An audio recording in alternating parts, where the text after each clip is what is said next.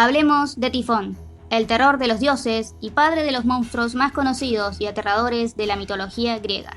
Ese ser colosal, capaz de generar fuertes huracanes y terremotos con los que destruía todo a su paso. Uno de los únicos que ha llegado a infundir un miedo terrible en los dioses olímpicos, a tal punto que estuvo a nada de gobernar el mundo. Hoy hablaremos de Tifón, el terror de los dioses. La conocida guerra entre titanes y dioses culmina, se podría decir, con el triunfo de estos últimos, o eso creían, porque no contaban con lo que vendría después de la derrota de los titanes. Gaia, diosa de la tierra, madre de titanes, gigantes, cíclopes y otros monstruos, junto a Tártaro, espíritu del abismo, habían concebido un hijo más. Sí, estamos hablando de Tifón. Se dice que era tan alto que podía alcanzar el cielo y tocar las estrellas. Poseía cabezas de dragón en lugar de dedos, que lanzaban llamas de fuego, cuernos y pezuñas de buey, serpientes en sus brazos y piernas, que emitían sisiantes y terroríficos sonidos que infundían el terror, y eran capaces de expulsar un potente veneno por sus fauces que podía hacer mortales a los dioses. Además, se dice que arrojaba fuego y lava por su boca. Tenía una fuerza descomunal y dominaba los elementos naturales. Se dice que tenía una mirada ígnea, es decir, de fuego. Era inmortal y poseía una piel impenetrable. Incluso se dice que podía aumentar su tamaño.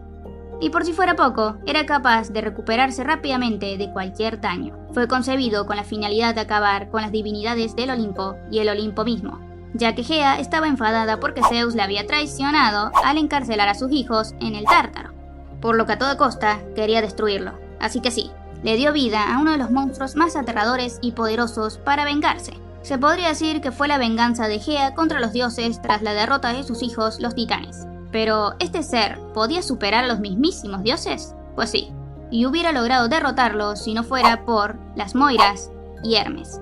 Sí, contra todo pronóstico, Tifón es vencido. Verás, Tifón, ya preparado para patear traseros, se dirige al Monte Olimpo, donde los dioses, al ver a la espeluznante criatura, entran en pánico. Y, según algunas versiones, huyen, y solo se queda Zeus para hacerle frente. Él no llegará jamás. No tiene la llave.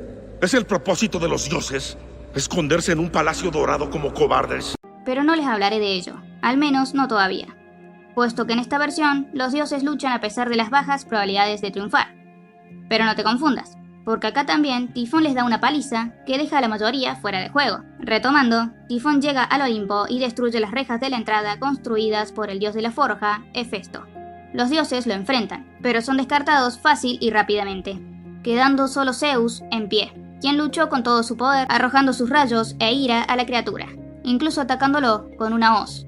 No obstante, perdió la batalla, ya que Tifón le arrebató la hoz y le cortó los tendones de manos y pies, y lo encerró en una cueva custodiada por el dragón hembra Delfina, o en otras versiones, por Equidna, la madre de todos los monstruos. Y si se preguntan, sí, era la hoz de Cronos. Parecía un triunfo inevitable para el gran Tifón, pero el dios Hermes y el dios Pan idearon un plan para rescatar al dios del cielo. Ambos se dirigieron a la cueva. El dios Pan tocó su flauta para dormir al monstruo que la custodiaba, y el dios Hermes, con su velocidad y astucia, robó los tendones de su padre, por lo que ambos recuperaron los tendones y se los devolvieron a Zeus. Mientras tanto, Afrodita, Atenea y Dionisio le ofrecerían a las Moiras algo que deseaban: belleza, sabiduría y alegría, a cambio de su ayuda, ya que detener a Tifón era casi imposible. Las Moiras, mediante el engaño, le dieron un fruto envenenado que lo debilitó terriblemente, y Zeus, ya recuperado y claramente renovado, vuelve a enfrentarlo aprovechando su estado.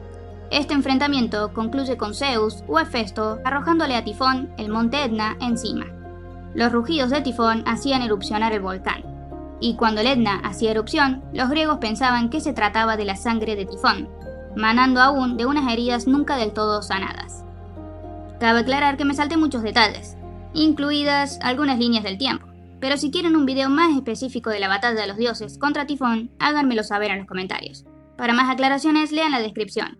Sin más que decir, me despido. Cuídense, tomen agua y siempre cumplan sus promesas. Adiós.